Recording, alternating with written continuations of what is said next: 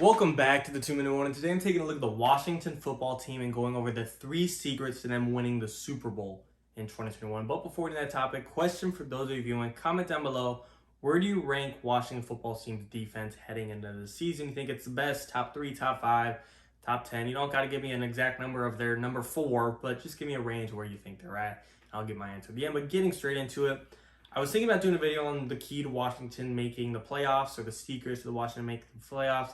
But that's not as fun. Super Bowl, go big or go home. Big ticket to the big game for the big trophy. That's what everyone wants to hear about, and no one wants to hear about how they could fight out of the NFC East. So I'm talking about Washington and their path to the Super Bowl. Secret number 1, Fitzpatrick has to be not a top 5 QB, not a top 8, top 10. He doesn't have to be phenomenal. He needs to be top 20. He's got to be above average. And just to make it clear right now, the 3 secrets I got, they're all in contingency of. They all have to feed off each other. They all need to overlap together to help each other get there. But Fitzpatrick needs to be top 20. He doesn't got to be Tom Brady, Aaron Rodgers, Patrick Mahomes, but he can't be Drew Lock, Daniel Jones range. He just needs to up his game a little bit. Get around that range of where Jared Goff was when he went to the Super Bowl, where an amazing roster helped him get there. Get around where that range was Jimmy G got to the Super Bowl. He didn't carry him there, but his roster got him there, and he was able to be a game manager that coasted him along. In this term, game manager has a very negative connotation or a negative vibe to it, but that's all Washington needs. They don't need a Mahomes or a Rodgers or a Brady or a Wilson or a Josh Allen. They need a guy that can just not necessarily carry him in the games, but just not drag him down. They need a game manager, a guy that can just put up 250 yards, 2 touchdowns, hand off a touchdown or 2 a game, put up 25 points a game, defense holds them to 20, or whatever it is. You guys, I'm not trying to predict the exact numbers or stats of what they need, but they just need a guy that can really get the job done like the Jimmy G did for the Niners just 2 years ago because he had the great roster around him.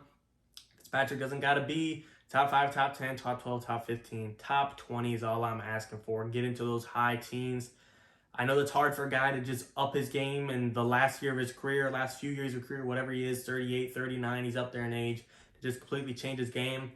But when he's got one of the best rosters he's ever played with, I think it's not as impossible as people may think. Is it easy? No. But is some 1 in a million chance that's impossible? No, I don't think so either. I think it's a fine line of being very, very challenging, but also very possible depending how much you want it. Can a work ethic get him there of absolutely changing up his game to being safe, being conservative?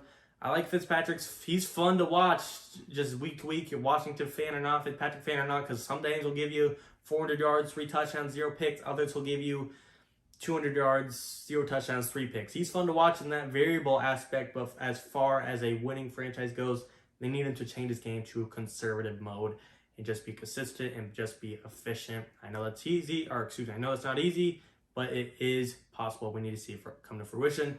Number 2 on the list, Washington football team needs to be a top 3 defensive league. I know if you're a Washington fan, you probably think they're already there, but they need to be a top 3 defense that it is understood across the league. Doesn't matter who you ask, a GM, a coach, a scout, a player, a fan, an analyst, a scout, a broadcaster, they are very well understanding that Washington is a top 3 defense. They need to make that type of statement across the NFL to the fans, to the players, to the front offices.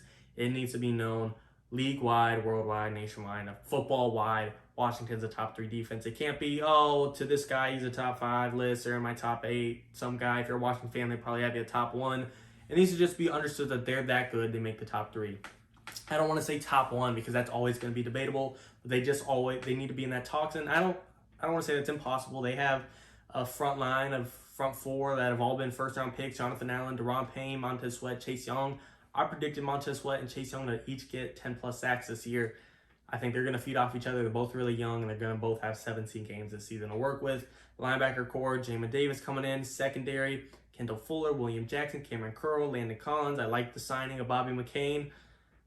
This is a defense that can be top 3, and I think they need to be. If you want a Super Bowl, again, they don't need to be top 10 or all they need really to make a playoff run in the NFC East is maybe be a top 10 defense.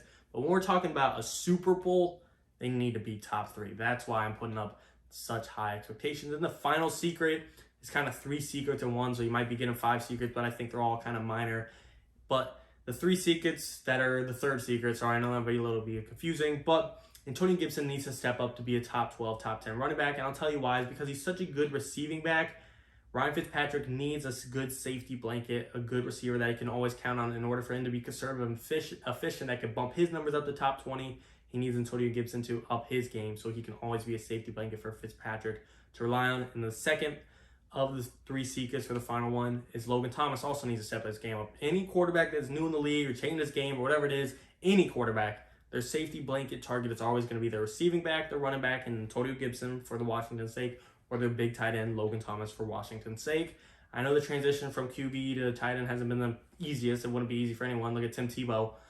But I do think this is going to be Logan Thomas's best year, given the weapons and team he could feed off around him.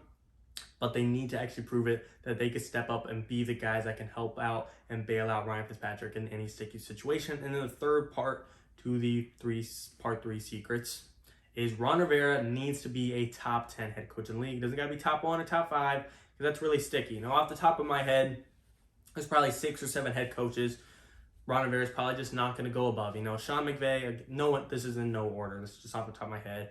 Bill Belichick, Andy Reid, Sean McVay, Sean Payton, Kyle Shanahan, John Harbaugh, Mike Tomlin. Those are 7 great, innovative head coaches in the league that no one's probably going to touch.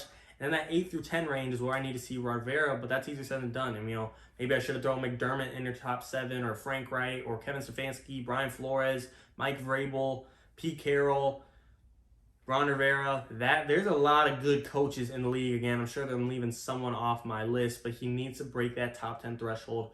He doesn't got to be a top 10 head coach to make a playoff run, to win the NFC East, but if they want a Super Bowl, they need all these things to come into fruition.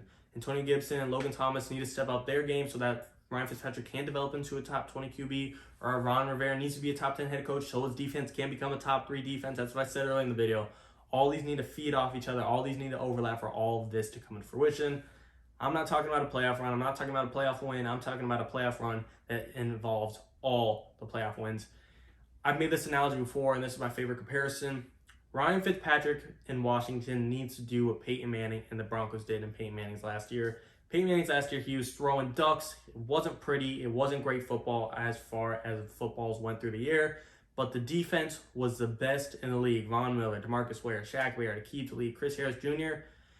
That was the best defense in the league, and it was enough to carry their quarterback that wasn't so great. Ryan Fitzpatrick, I think he could play like Peyton Manning his last year. I'm not trying to compare Peyton Manning as the same QB as Ryan Fitzpatrick, especially as far as legacy and overall resume goes.